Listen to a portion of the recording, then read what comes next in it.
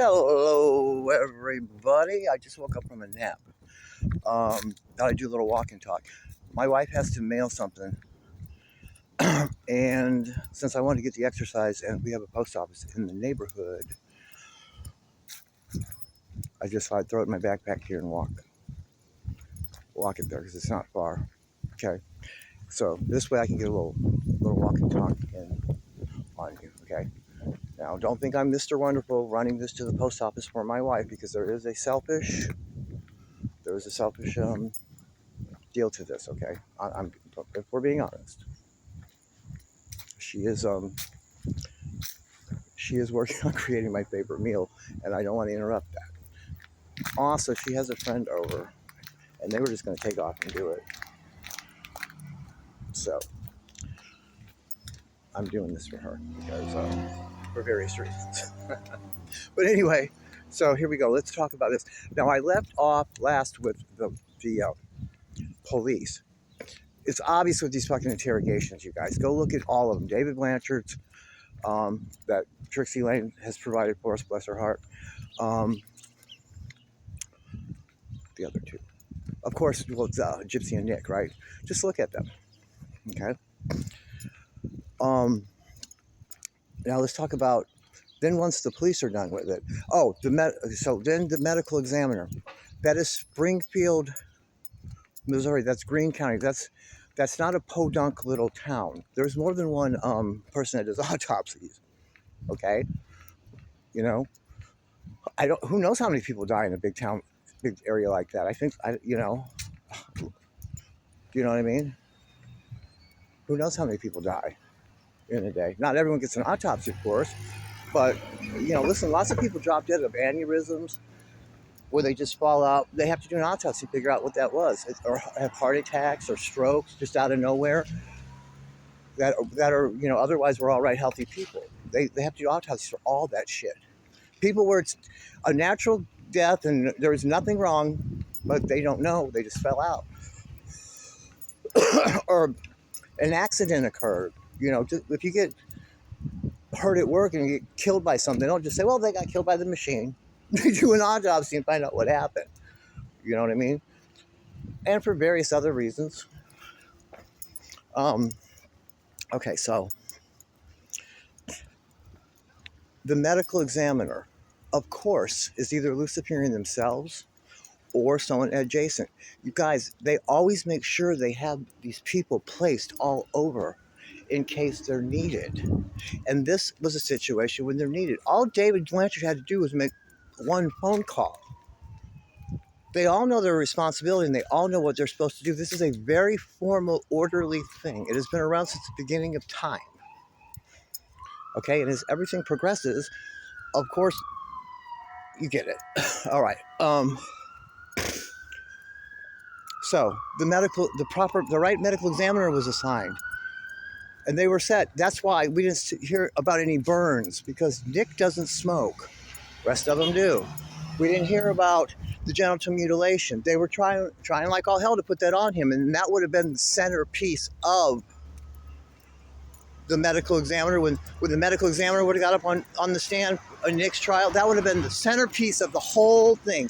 They would have had a big, huge fucking poster of poor Dee Dee's private parts, mutilated all to hell in front of that jury to see, and make them look at that shit. That's what they would have done.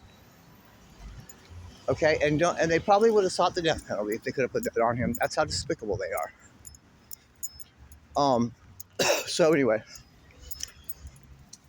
so the medical examiner's in their pocket, you guys. That's why we got the autopsy. That is not what an autopsy looks like, guys. I've dealt with a bunch of autopsies. I'm not going to say thousands, but I've dealt with several, and they're big, voluminous reports. An autopsy is not just what happened to the body. It is an examination. It is an investigative tool, is what an autopsy is by definition. They put the whole story together. If it's an odd death or a complex case, and they know it's a murder, they want to put the whole story together. They go talk to people before the death. They find out exactly what happened, how they died. Then they find out what, where, how. Wow, that's what The medical examiner does. It's an investigator. It's not just a doctor that finds out what's wrong on the body. Okay? And her body was moved around the house, and her blood was drained, and they know that. Of course they know that. Okay, so the medical examiner is knee deep in. That's how that worked out. Okay? Now, the defense attorney we know is Stanfield. I know 100% he is a Luciferian involved in child trafficking. So is Jeray Jarreau. Do you get it? Okay, now, Dan Patterson, I guess that was the prosecutor, or whoever the prosecutor was. I get the names all confused. He is either a Luciferian or he is adjacent. They'll pay him and he'll just do it. You guys, when people get high up and they figure out how things work, there's no point in fighting it. There's no point.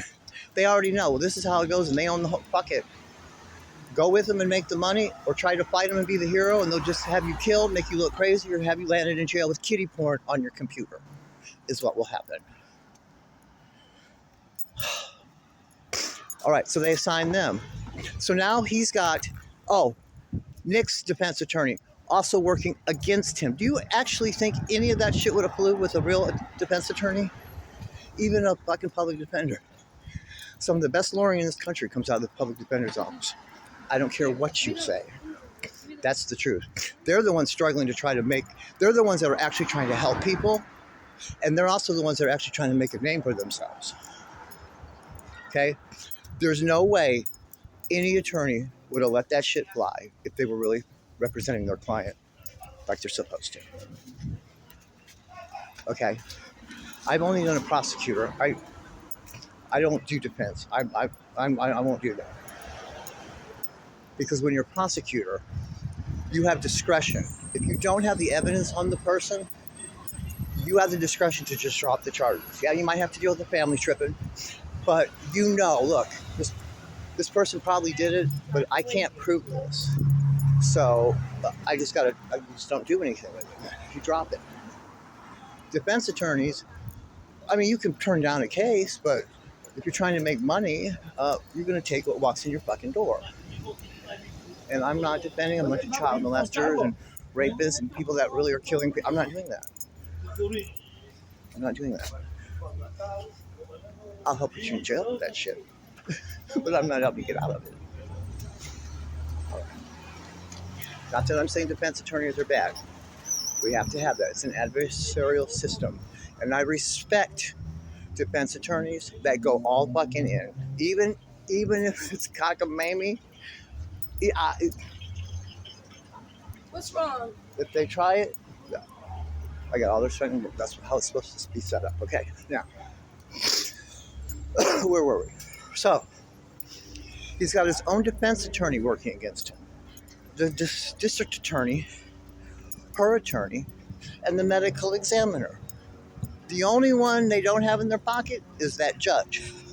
Luck of the draw, Judge Smith isn't adjacent or what.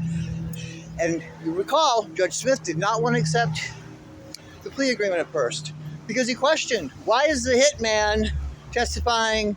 Why is the principal that wanted her mother whacked testifying against the hitman in the first time ever, like I've made videos on? And then if you Google or do an AI search, it says something to the effect of, at first he was reluctant, Judge Smith, but then when the state and the defense came and had a talk with him and reviewed the evidence further, then he had a change of heart. Yeah, he did. That means he was either threatened, or they paid him, or some combination thereof. He might have got the 8x12 glossies of his children or grandchildren playing out at recess in school, and how they lured them up to the fence and took a big 8x10 black and white of them and to let you know, we can come get them anytime. We won't see them again. And they'll end up on the slab. You know what time it is. So, that's how it goes. They were all in on it to take the onus off of her. This has nothing to do with she was a sweet little girl that was sick and they thought she was abused and it was election time. It's none of that. It's because she made a deal. And when she drank of the cup of the blood of the sacrifice and completed the ritual and the sacrifice on film, the deal was done.